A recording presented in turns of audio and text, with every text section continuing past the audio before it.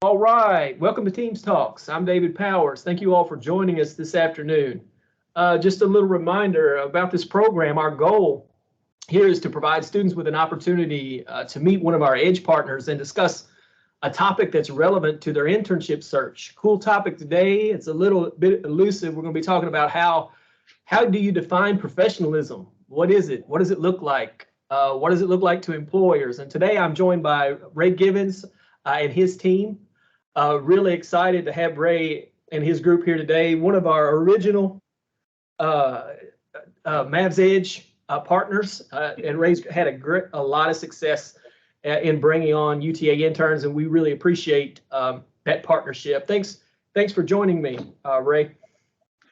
First of all, thank you for having me here. I want to thank you. I want to thank UTA for giving me that platform and that ability to reach out to students and have the ability to have students here in my office as an intern, so that way they can gain that experience. So it's been fruitful, and I enjoyed every situation I've had. So thank you. Thank you. And like I said, we really appreciate it. One thing we like to do to get started, obviously, we want to meet everyone, but I think it's great for students to hear the elevator pitch, the introduction, what that sounds like. I mean that's a skill that's really relevant to job search. Really important to be able to introduce yourself effectively. So I'm gonna give my elevator pitch first. We were just talking about how no pressure, right? We were just talking about how this might sound a little different depending on the group that you're in, the meeting that you're in, first time meeting someone. There's all kinds of different scenarios. Students, for example, might be meeting someone at a job fair, trying to introduce themselves, to an employer for the first time. So lots of different situations. But I would typically say, I'm David Powers. I'm the Assistant Director of Internships in the UTA Career Development Center. I assist our employer partners with developing internship programs and direct the Mavs Edge internship program. Ray, would you like to go next, and we'll go around the horn? Oh yes, I like to kind of speak onto what you were speaking about, the Sure. importance of having an elevator speech, no matter what environment you're in. It helps you with your communication skill. It helps a business owner or someone that's hiring that ability to really kind of make a quick judgment call on whether they want to move forward with you. And you'll notice that whether it's a phone call or in the elevator or in the interview, someone that's hiring, they know right away if they want to move forward with you just by your pitch. So I think it's very important. So to kind of just to introduce myself and how I would probably present it is, hey, my name is Ray Givens. I'm an insurance agent owner. I'm located right here in Pantego. I have the ability to help any of my customers with their financial needs in the event of it's insurance, whether it's personal or business related. I'm kind of that go-to guy to kind of help them and educate them in the right direction.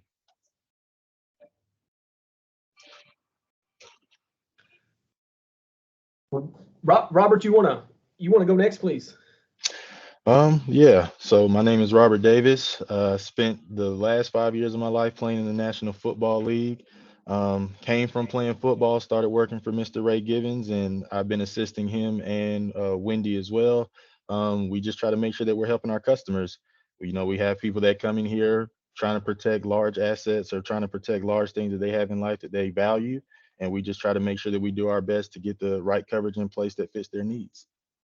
Something that you did there, Robert, Wendy, before we get to you is that I really love, and we talk to students about is adding. I wish I had some kind of fun and interesting fact about myself that I could add to my intro, but adding some kind of fun and interesting fact about yourself, I mean, that's a really good hook.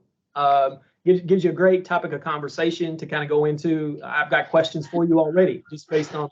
Usually, what I have to add is I'm from Kentucky, and that usually doesn't get a lot of conversation, believe it or not. Maybe we talk basketball or something. I don't know. But anyway, Wendy, please wrap us up.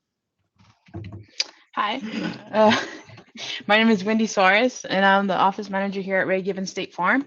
I've been doing insurance for a little bit over a year and a half. We're about to hit our two year mark, and what I love about working here, what I love doing is servicing our clients and making sure we're teaching them all about coverages and how it can benefit and protect them from other disasters.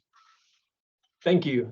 Like I said, I really appreciate you all being with us this afternoon. Something I wanted to attach that might not be kind of on the script of questions that just hit me when we were going through introductions. Another important piece, if we were in person, and that's a little weird these days is, Ray, you kind of mentioned your pitch and the impression that can leave, right? Your body language, your confidence level, confidence that you show.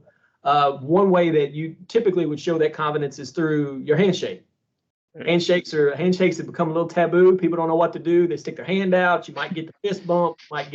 You might get the dead fish. You get the head nod, right? But would any of you want to add maybe any stories or thoughts about projecting that confidence? Whether you notice that body language, any cool funny stories about handshake problems? I'll just throw it out there to the group. I feel like you kind of run into the handshake problem a little everywhere you go. I mean, even just greeting somebody out in public, if they just say, hey man, how you doing? And you go to reach out, and sometimes you get the fist bump, sometimes the handshake, it makes it a little awkward. But what I've learned is if you just commit to one, if you're going in with the fist bump, even if they try to change it, you just commit to one, and that usually makes it kind of smooth over a little bit.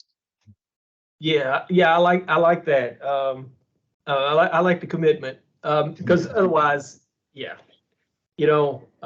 something we used to talk about all the time when you're meeting a lot of people. Say you go to a chamber event, or you're just at some conference where you're shaking a lot of hands around COVID, and some people have different thoughts about germs and being germphobe and that kind of thing.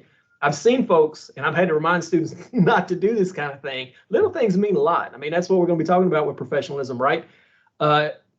Shake a bunch of hands and then look down at their hand and realize they shook a bunch of hands, and they immediately reach for like the hand sanitizer while the guy's standing with them, while they're standing in the group, or they don't excuse themselves to go to the restroom, they wash their hands if that bothers them. So, but that sounds like a small thing, but you can easily, and cultural differences, right? Eye contact, you can really, if you're not careful, you can really insult someone. And I think that's important to understand, right? Any other thoughts, Wendy? It looks like you got something you're thinking about. So one of the funniest things to me, and I think it's just, how everyone was raised. So my thing was, my parents always taught me how to just go up to somebody and shake their hand. Yes, sir. Yes, ma'am.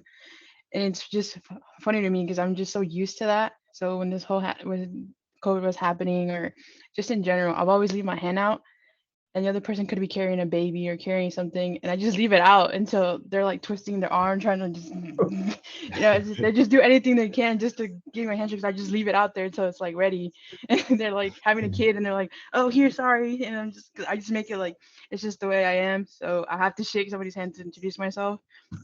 And them just watching them maneuver through all the stuff that they got in their hands, trying like, "Oh, here, sorry, yeah, I just can't get away. You're gonna shake my hand. You're gonna shake my hand."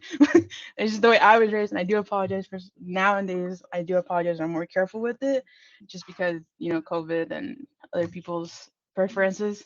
But yeah, I used to just leave it out there until they were ready, even if they were like flipping over trying to handshake it. It's. That can be an issue, and you also got the. I've had students say they don't like to shake hands because they've had one of those bone crusher handshakes. You've heard about.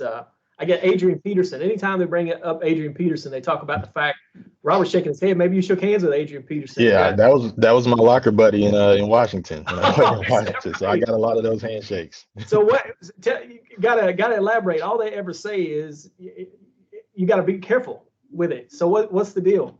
Well, it's one of those things that he almost wants to test and see who has the stronger handshake. So it's almost like a competition with him. He's a very competitive guy. So it's almost like a competition. Yeah, and I think it's a good point. You got other folks that are out there like that too. And I've had students say, I don't want to shake hands because I have that fear that, they're going to kind of crush my hand. So there are those kinds of thoughts, and we always talk about. I know this is really getting way too deep. We're getting way too deep into handshakes, although it is important. But I've always said that what happens when you get your hand crushed, right, is you don't go in, you don't commit, like you said earlier. You go in about like this, and they get your fingers, right? Like you said, you need to commit. You need to go web to web, get in there close, get up higher on the hand, and that way they can't. You don't have to worry about that. Adrian Peterson's hand's probably so big he can crush your hand regardless of where you put it. But that's a strategy I've always used, because if you don't shake hands, you can't be afraid to shake hands, is the point I was trying to get across to them. But anyway, we're going to get into many more exciting topics just like that in just a moment. But Ray, I wanted to turn it over and let you talk about, maybe talk a little more about the business, your internship program. If you wanted to maybe give a little history of the success you've had with interns, I'll kind of give you the floor here. Gotcha. So I opened my business in July 1st, 2020. And I came with this mindset that I wanted to be known on social media for a few things, is being an education piece for people when it comes to insurance needs. I wanted to be that kind of go-to guy in the community that gives back no matter what I'm doing to small business, schools, or whatever in general. And then 3, just to have a fun environment. So that way, if people look in, I want to do business with that guy. Or if I want to work with him, it seems like that's a fun energy environment. So with that strategy, I was thinking, like, how are my social media skills on a 1 to 10 basis? And I had to give myself a 4. So what do you do about that? And you start thinking about, okay, how can I explore that ideal? And start reaching out to UTA. Got a chance to meet you, David. I want to thank you again for that opportunity, where you gave me that platform where I can reach out to students that were, going down that path of marketing, so that way they can kind of help give me some guidance. And I was able to pull in 2 new interns when I opened my doors, and that pretty much opened up the platform on my social media. I had a lot of people just engage, laughing at some of the things that were being posted. And that was kind of my aha moment, like, this is really working. This is really coming to fruition of how I wanted the things to be here in my agency. So, I did that for my first 6 months with my first group of interns.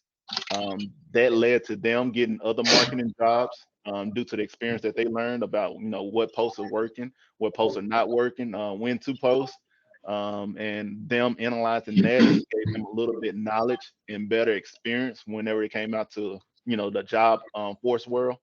And I just kind of kept that ball rolling. I was like, I want to have some fresh new ideas in the office. So every 6 months, I give that opportunity to another intern student, and I've been having that going since 2020.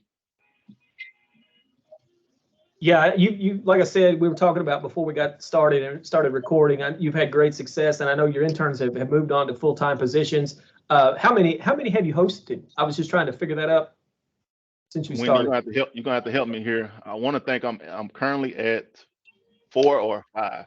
Okay, 4. 4. Yeah, that's awesome. It's awesome to hear that they contributed like that.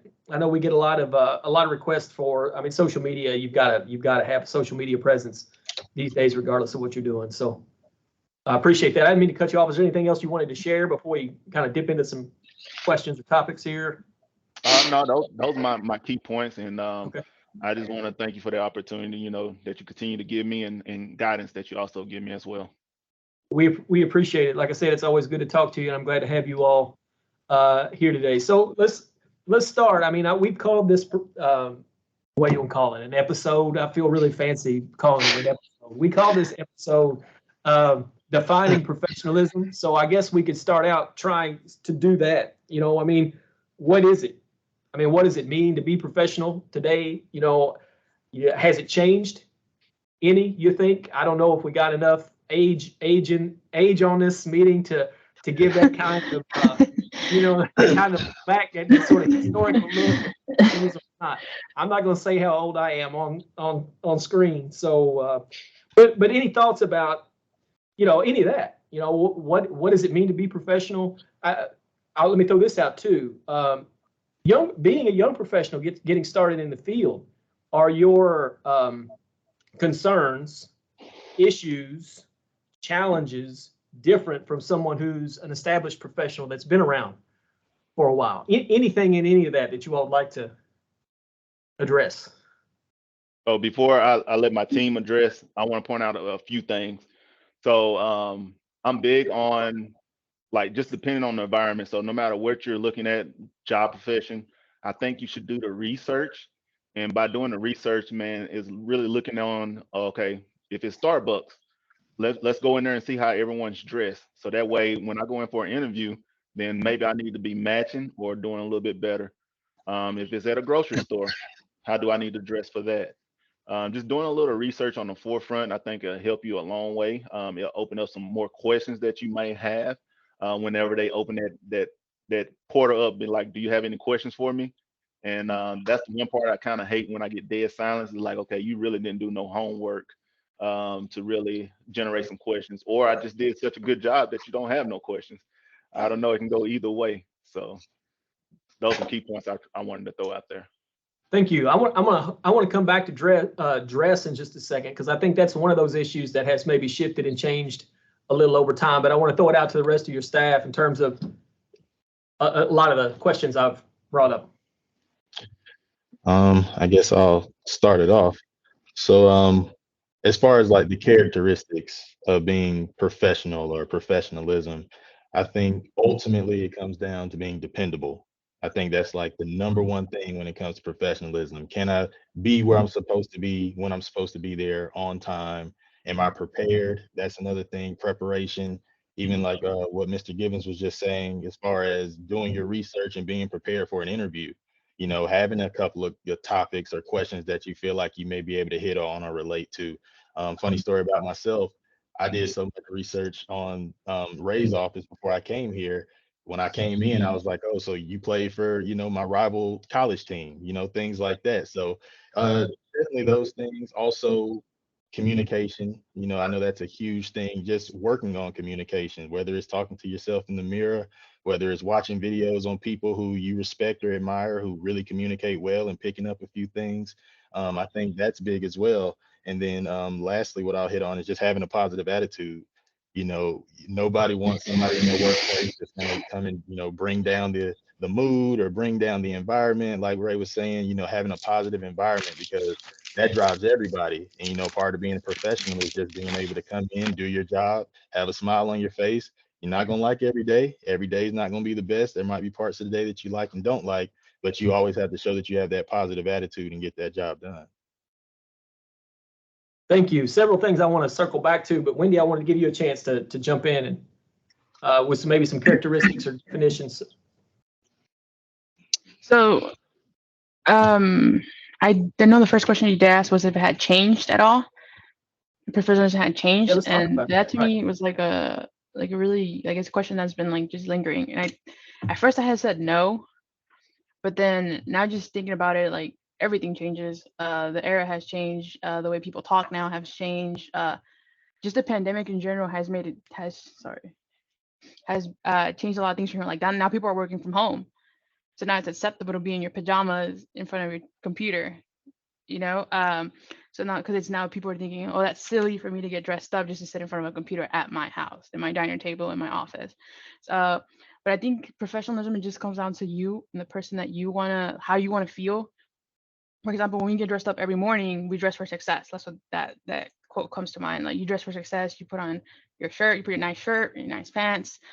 You want to come because that's how you want to present yourself to the world. Professional young man, young woman that wants to just be a part of a professional group.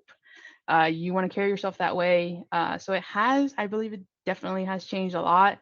We don't see it because we work here in an office, but if we all had to work from home, it would be like, okay, that's silly. Why am I wearing a tie? I'm sitting in front of, I'm at home. Why do I have to dress this certain way? Why do I have to?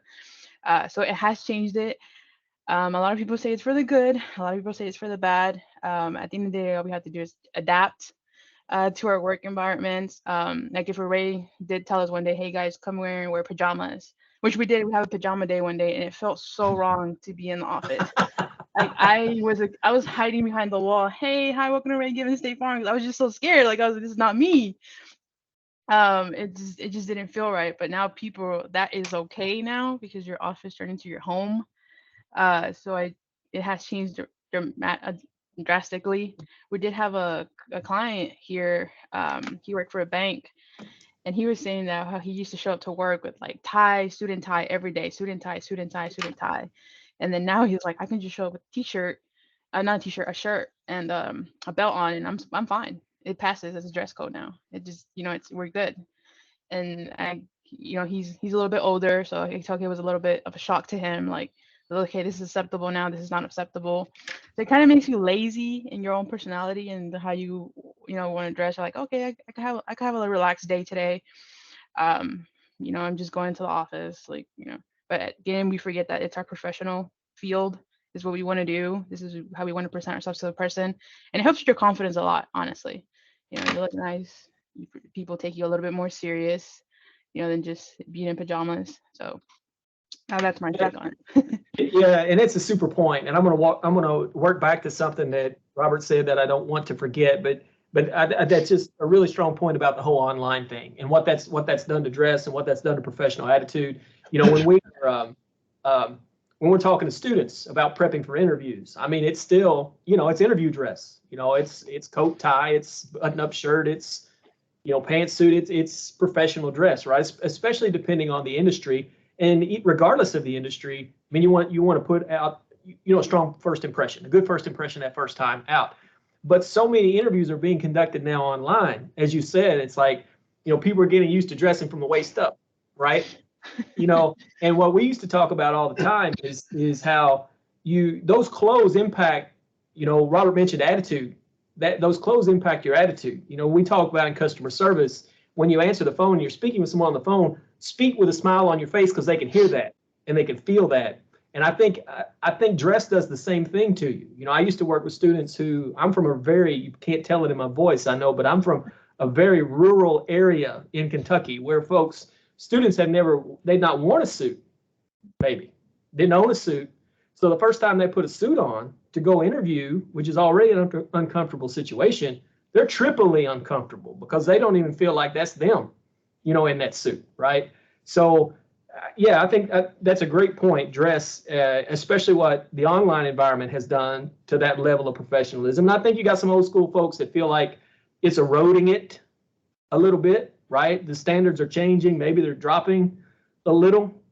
Something else I want to go back to, we'll get to the next question that Robert mentioned, attitude, trying to hire for attitude and someone being negative. We started out talking about social media, and something we're reminding students about all the time with social media, especially Facebook. I mean, you can get into it with Instagram some too, but you don't have that wall where it's one post after another. I mean, we have students who, they may not be savvy enough or thinking about it enough to crank up the privacy settings on their social media and not put it out there for public consumption. I mean, nowadays that's what you're supposed to do, right? You're trying to build a brand, you want followers, so you're putting everything out there. And you think what you're posting is harmless, but then you look at someone's Facebook feed and, like Robert, what you said, man, today sucks. I had a really bad day. Today's been a terrible day. It's Wednesday. Man, what a horrible day Wednesday is. And now it's Thursday, and I got having another bad day. And as an employer, it's expensive to go through the job search process and the screening process. You look at somebody's social media and they're negative every day of the week. It's like you said, I'm really excited about bringing that person into the office, right? We really want them in here infecting things. I mean, any thoughts about social media, what you've seen on social media, the danger of it? Horror stories? I think we got you on mute, right? There we go. I'll chime in on this. So my go-to person is I kind of go to Wendy whenever I'm bringing someone in for an interview or something like that. You're muted. I think we got a quick freeze here. I think the camera froze. We'll just hang in there. Hopefully the technology. He's coming back. You're back. I don't know what happened. I'm sorry, y'all. It wouldn't be online if we didn't have something like that go on. Wendy, tell us about Wendy. I'm anxious to hear. So, like, whenever I got an interview coming up, I just reach out to Wendy. I'm like, hey, can you do a little background check for me? What school did they go to? And I want to see a couple posts if it's available, so that way I can kind of gauge of, what we bringing into this office or potentially bringing into this office. And we came across some things there where I was like, call them back and like, we're not going to move forward with the interview. So just be careful what you post online. Yeah, thank you for sharing that. I don't think I don't think students think about that. They don't realize that. They don't understand how hard the decision-making process is to bring someone into a business that maybe you've established, that you've got so much invested in. You know, someone could sink you. You bring the wrong person in, you know, they could sink you. So, I mean, it's important, right? Other thoughts? I feel like you also don't want to hire somebody that doesn't carry themselves the same, whether it's in their private life and in their professional life. Because like I told everybody, we're a reflection of Ray. So if I'm out here in Arlington, you know, dancing in the corner or something, or you know, the cops are pulling me over and you're like, hey, that's the girl that wrote me my insurance and she's over here getting in trouble, or you know, I don't want to be that. I don't want that to come back to Ray or just even follow me wherever I go. So I mean, I'm always all about hiring somebody that's like keeps it the same. You know, there's a balance. I'm professional here. I'm gonna treat the same out there because you don't know who's watching. You never know who's watching. Who's gonna be like, man, those agents at Ray Givens, man, they're always out there out the, you know, I would never, you know, I don't want to be a trending topic like that. I want to be out there doing good and yeah. That's a great point. I really want to dig into that in just a second. Before we leave the first impression and the appearance and the body language thing, there's another topic I want to bring up since it's in the news, is hair. You know, I mean, it's not just in the news with the slap. I mean, it's been in the news in legislation, right? Legislating certain hairstyles in or out, you know, and in working with, you know, younger generation, I'll put it on young folks. I'm a little older, you know, our hair color pretty much stayed the same, you know, until it got gray. We didn't see a lot of blue hair, green hair, you know, come into the office. But I mean, all of that is tied in to preparing yourself, you know, to be professional for the job interview. I'll throw another thing out there that you see pretty often, you've got differing opinions about, is piercings, ink, all those kinds of things. So I just throwing all that out there. Some thoughts about any or all of those areas.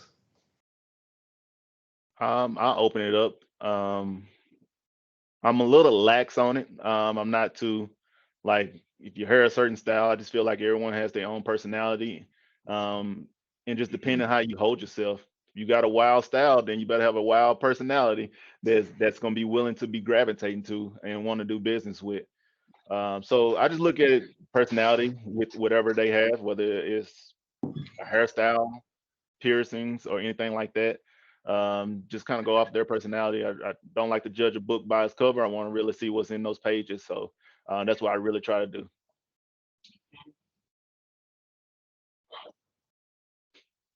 Robert, any thoughts? I don't know. You know, I've always heard a lot about the league. I'll sound like I know what I'm talking about. The league doing a lot of professional development types of educational sorts of programs to kind of prepare you for professionalism. Do they address any of those kind of topics? I mean, I know you got to have your jersey tucked in at all times, even on the field, right? So yeah, well, you'll have a lot of players who don't have their jerseys tucked in. I can tell you that much.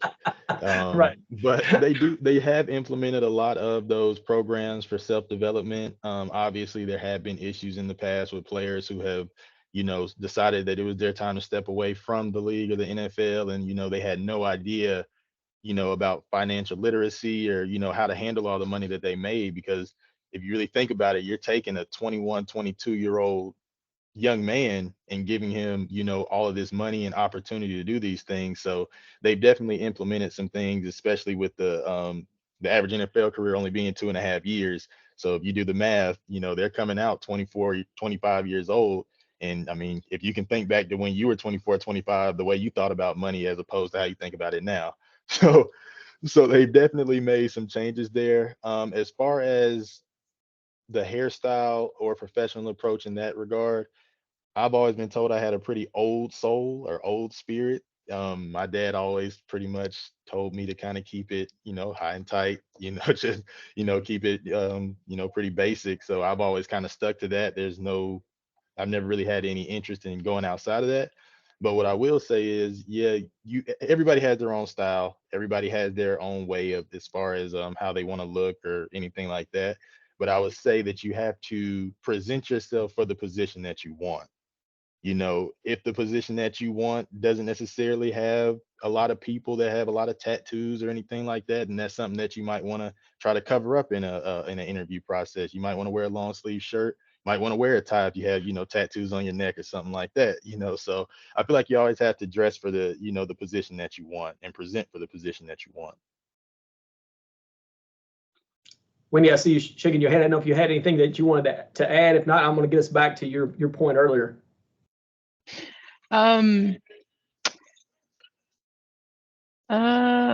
Just like Robert, I consider myself a middle soul, not so old, but I do have tattoos of my own. I do like to wear my hair a certain way, but I also do try to keep, like, if I'm gonna be here, I look professional, like he said. You're in a professional environment, so keep it professional. Ask your boss, like Ray said, he's very open to certain things, so obviously always go back to your boss. I try to be a reflection of him. So if he's wearing long sleeves and covering anything that he might have, then I'm going to do the same thing. Don't want to be flashing that out either. And then also, I also do feel like this, like, new era, like, it kind of just pushes you more into being yourself. Mm-hmm. So we're also, the professional world, actually fighting with that as well. It's like, Right. there's influencers out there talking about being yourself and wearing what you want, and wearing your heart on your sleeve and all this stuff. So you're kind of fighting against that. And then there's people that don't want to work with you because you don't let them be yourself. So you also have to, find the right precision that is going to be better for you in the future. So it's a very contradicting topic. Yes, you got to look professional and, be at the professional area. But then there's also influencers out there telling you not to do that, to be yourself, to wear your hair how you want to, wear all black, walk in with piercings, wear your hair in your face, because that's you. That's who you are. That's who you represent. If they don't want to hire you, then you don't need to be there. So it's just, but I would say, like Robert said, if you decide where you want to be. I've seen a lot of people make drastic changes. I've made drastic changes too. So just depending where you want to be in your life and what goals you want to reach, it's up to you. I'm glad that you got to that, because that's what I hear.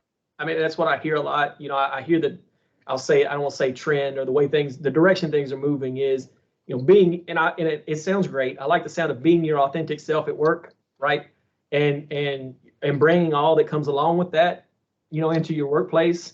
And I think that, that's a great point, is, there's some decisions you have to make depending on the industry that you're going into, right? It depends on what that, whether you feel the expectations of that industry are right or wrong, they are what they are, and if you want to be successful within that industry, either you're going to have to conform to that a little bit, find something else to do that suits you better, or wait maybe till that industry changes, and then maybe you'll have an opportunity to get in. But I think that's a great point, because students are being encouraged, which is a good thing in most ways, I'd say, to be yourself as much as you can.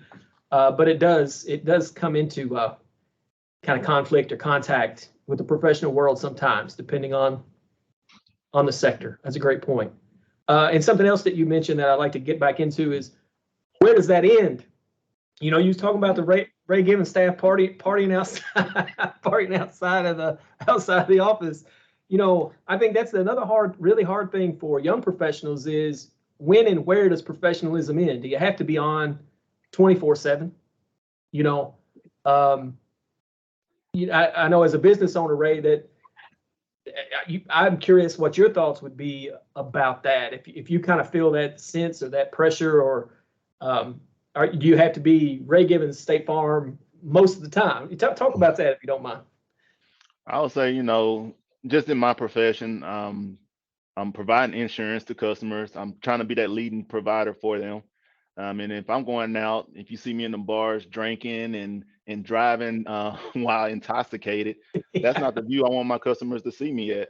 So I think being cautious of what I do and who I surround myself with is very important to me, because at the end of the day, I got to protect my brand.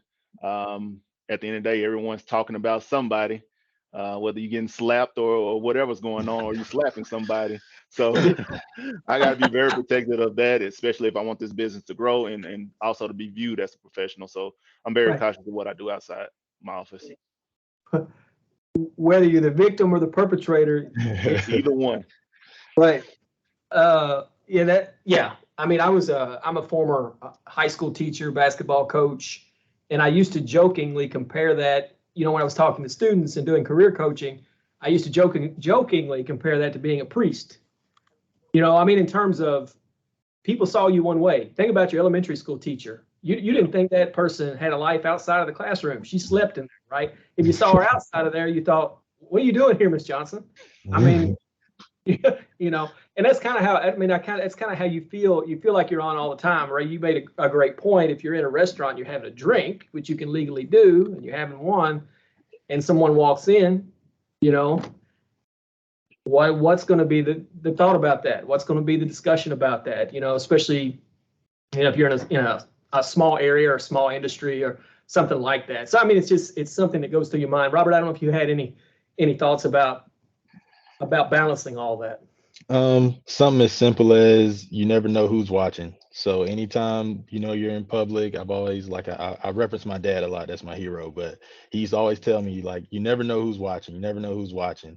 And then also my fiance, that's what's taught me the importance of having a comfortable space at home, a place where you can go kind of relax, cut back, sit down, talk about what you want to talk about that you may not, want to talk about in public, or you might not want other people hearing in public. But, while you are in those public places, when you have a brand like Mr. Givens and how we are a part of that brand, when you have a brand to uphold, you have to make sure that you're always cautious that people are watching.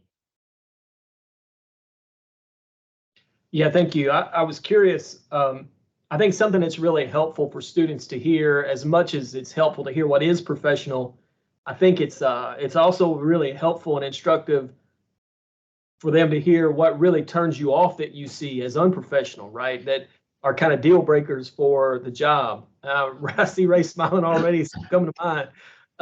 But could you talk a little bit about those behaviors and what really stands out as unprofessional, especially if it's something that a young person coming in and interviewing might not be on their radar? Is there anything that really jumps out at you? Yeah, I had to speak to, just like Robert said, my dad was always my mentor, my hero. Wish he was still here with me. But one thing that's been instilled in me since I was little is early is on time is late, and late, and if you're late, you're too late. You only need to walk in there. That's what he'll tell me. So those some of the things I look at, especially when I have an interview set up, whether it's virtual or coming into the office. Okay, what time are they arriving? Are they arriving right here at 2 o'clock, or are they sitting in the parking lot at 1:45? I'll take that any day. I know they got here early, and they might be just waiting a little while before they come in, not trying to feel awkward or something like that. But those things, I look at little things like that. Okay, what time did you arrive? And then when you came in here, are you prepared? How are you dressed? Okay, you got some slippers on. I don't know how to take that. But yeah, it's some of those things I look at, and sometimes they'll cut an interview real short. You come in late, hey, Yeah. my time is important. Right. I respect your time. I blocked out some time for you to come in and look at this position. So I think you should respect my time for me blocking it out for you. So those things I look at. Yeah, thank you for saying that about time. Again, I think that's an area, that we could kind of go back to in another topic just a few moments ago. Is I feel like people are a little more lenient or less observant of other people's time than maybe they used to be. It's okay to be a couple minutes late. And I think some of this online stuff, it being so easy to jump online, if you're a minute late for a meeting, hey, I can log on as soon as it starts, right? Or I can log on and not turn the camera on, whereas, you used to have to show up. You had to show up, right? You had to Yeah. physically be there. You had to find the place. You have to know where you're going. You need to be a little bit early. Same for me. I'd rather be 20 minutes early than a minute late. I can't late. I can't deal with any deal breakers or things, Robert, that you would recommend folks avoid. I'm the same way. One of my biggest pet peeves is people who are not punctual. That's one of my biggest pet peeves. And obviously, I'm a little biased coming from a sports background. It was, if we had 5 a.m. workouts, if you was there at 5 a.m., you're in trouble. Like we had to be there 4:30, 4:45, even 4:45 was pushing it a little bit sometimes. So I'm a big person with as far as just being on time, and that goes back to being prepared. Like it's hard to walk into a job where you're supposed to come and perform. We start at 5 o'clock, you're walking in at 5 o'clock. I haven't had time to prepare for my day. I haven't had time to make sure that I had everything in order. So that's one of the deal breakers for me, punctuality. Yeah. I appreciate you kind of breaking that down a little more.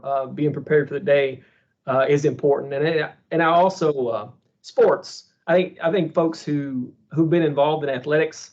Yeah, Discipline. I used to share this with students all the time. They have they're really attractive to employers because of the things, Robert, you just mentioned. I mean, you're used to being on a schedule, you're used to discipline, sacrifice, being determined, fighting through things. There's a lot of elements that you're taught through participating in a sport that you don't see everywhere. You don't see everywhere. Teamwork. I mean, you could go on and on and on about those kinds of things. So I think it's important for students to understand, one, with the value of participating in organized sports, and two, understanding how to articulate what it's done for you. So I appreciate you bringing that up. Thoughts, Ray? I got one more. Yeah. One big pet peeve of mine is that's been happening quite often lately is, you have an interview set up, they don't show, you get no word from them, and those things that bother me. I'm big on just communication. If you just communicate with me and be like,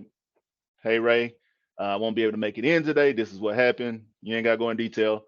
Just communicate with me. I'll take that all day. Then you're not saying anything, and then reaching out to me in 2 weeks. Can I reschedule an interview? So I'm not gonna respond, just like you didn't respond to me. So Right. I'm gonna get the email and I'm gonna delete it. To be honest with you. Well, it goes back to what you said about time and how valuable time is. People not understanding that, and I'm sad to say that I've heard that that's a trend too. Ghosting and flaking out on interviews and on offers for positions, because we've got this war on talent, and it's kind of an employees market right now. Students are trying to understand how to handle multiple offers. I think it's rare that you find anybody, even experienced professionals, sometimes don't know how best to handle multiple offers and how to say no and how to let people down and how to do that professionally. But like you said, it's absolutely unacceptable not to communicate to people what you have going on. I mean, I'm sad to say that that's a common issue that I've heard about, recently, is ghosting and flaking, right? I'd have been in some awkward situations where someone applied for my office and they're in another office, and I go see them and I'm like, they're like, "Do you remember me?" I was like, "Yeah, I do. You didn't come into my interview," and I just leave it at that. Like, that's enough small talk for me. I hope everything go well. And that's and then I said almost that very thing to a student the other day. I said, one way to ensure that they're never going to forget you is for you not to show up. Yeah. I said, you're worried about your reputation and burning bridges and stuff like that. I said, people have a tendency to remember people who don't do what they need to do, right? And these industries, a lot of times, students think DFW is so big, I'm not going to see this person again, or DFW is big, but the industry's not. The industry's small. Everybody knows each other, right? So you don't know, Robert, like you said earlier, you don't know who's watching. You don't know who you're talking to. You don't know who's in the room, who might be on that meeting, or in your case, might be interviewing for another job, somebody right? Gosh, that's bad. I see. We talked about being unprofessional, and I think we've kind of answered how recommendations for becoming more professional, because we talked about characteristics and qualities that you feel like are professional. I guess something that you hear a lot about today, I guess in popular culture, on the news, on social media, wherever you're hearing things, is expectations around gender, age, race, and is there a different expectation of professionalism based on some of those kinds of things? I think just starting it with age, I'm trying to think how to say this without sounding like a boomer. They, you know, I'd say it's a kind of a natural progression. It's like I see myself as I get older. I see more of my dad in myself, right? Yeah. My granddad, or I see my values. You know, I'm starting to kind of become that old guy, you know, a little bit, you know, so I know from my age perspective, when I look back at somebody who's 19, 20, you know, it's easy to, what is it they say? You got you kids and your rock and roll music and your loud music and this, that, and the other. Music's starting to get too loud to me, right? So you start, you know, what I've seen myself do that you have to fight against is maybe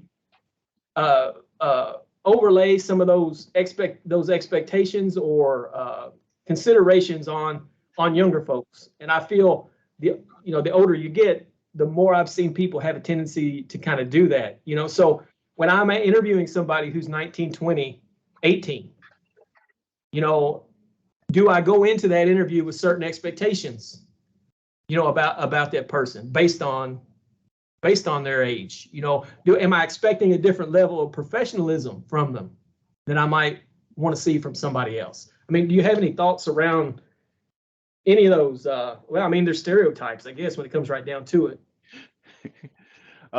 Something I learned real fast. Had the opportunity to work on the corporate side of the insurance company I'm with, where they took chances on people.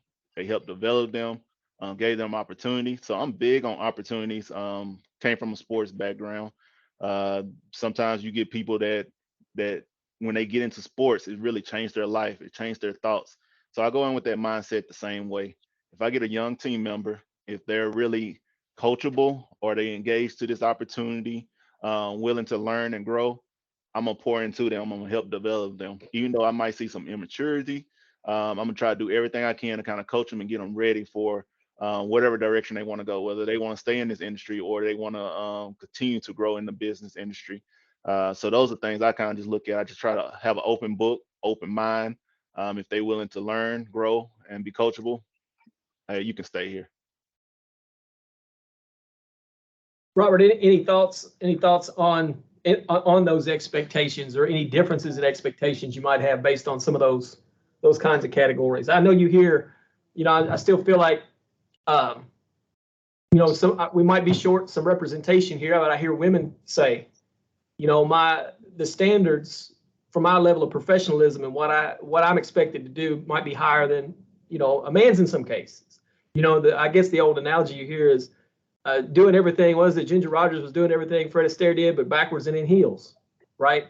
So you had to work twice as hard and be more concerned about your perception of your professionalism maybe than someone else. I mean, any thoughts about any of that?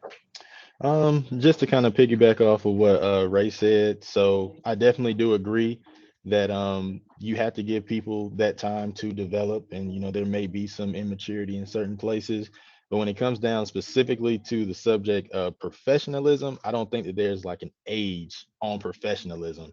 I think that's something that you're taught, and it's something that you start to understand, and then based off of whether you're 18, 28, 48, 58, there's still that standard of professionalism that comes along with the law of the land. So just as far as like how you dress, it doesn't matter if you're 18, doesn't matter if you're 28, doesn't matter if you're 58.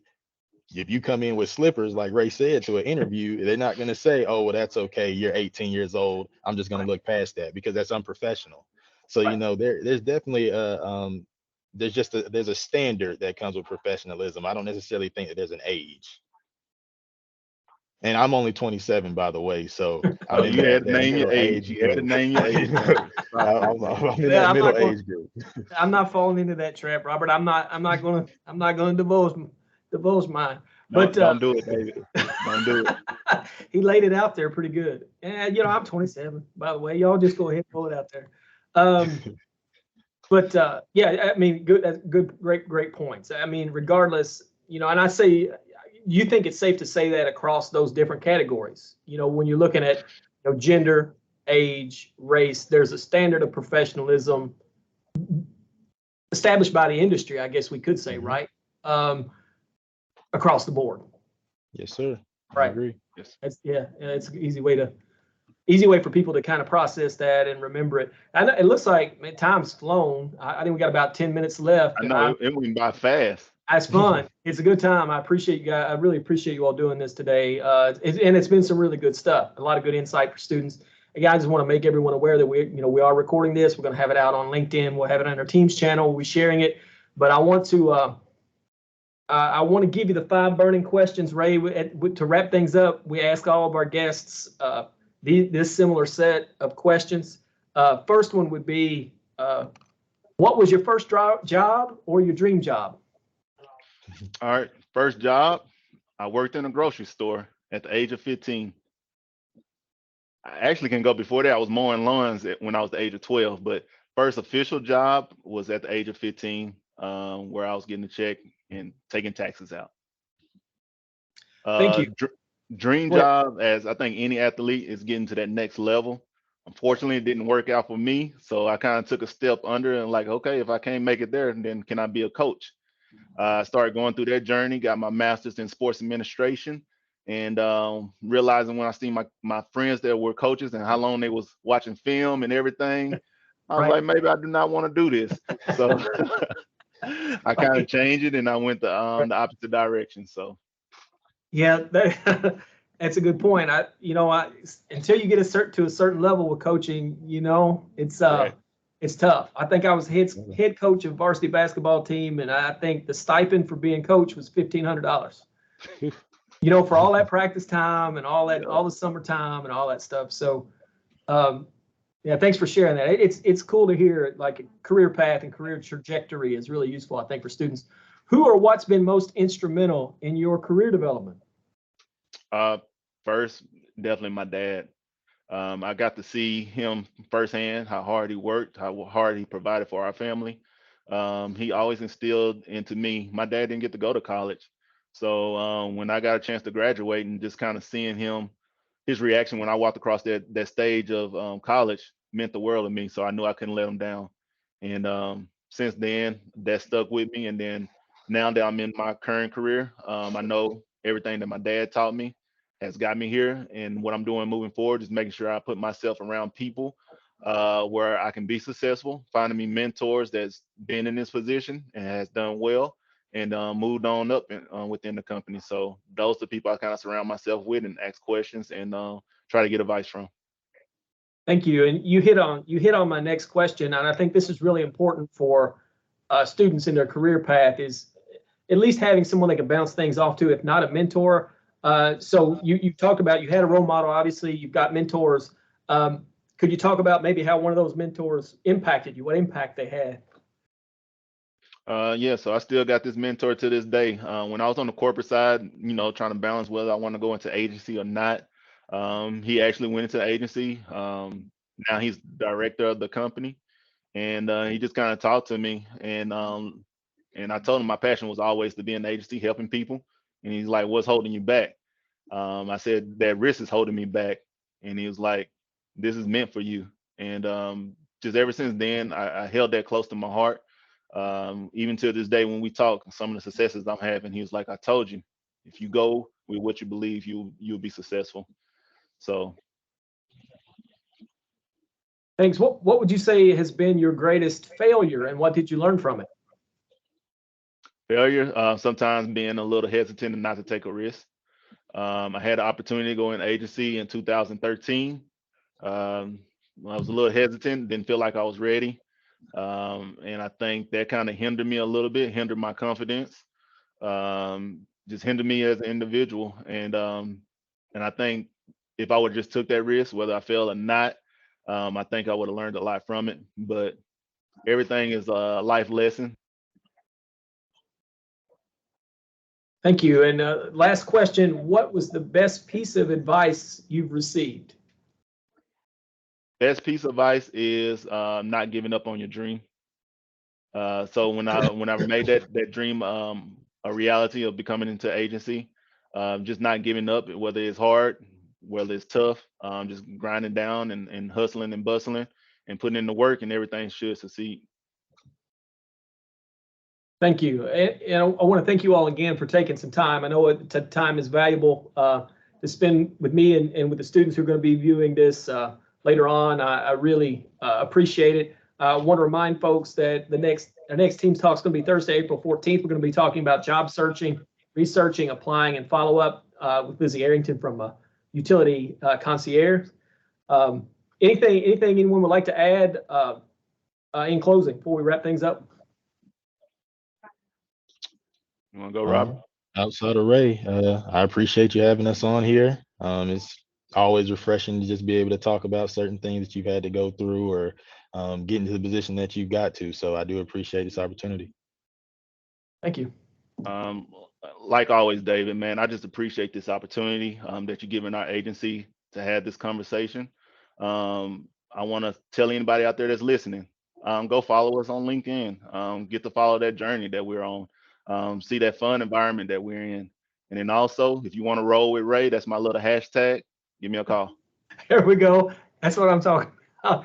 Best of luck, gentlemen. Thank you all so much. Have a good day. Thank you. Take care.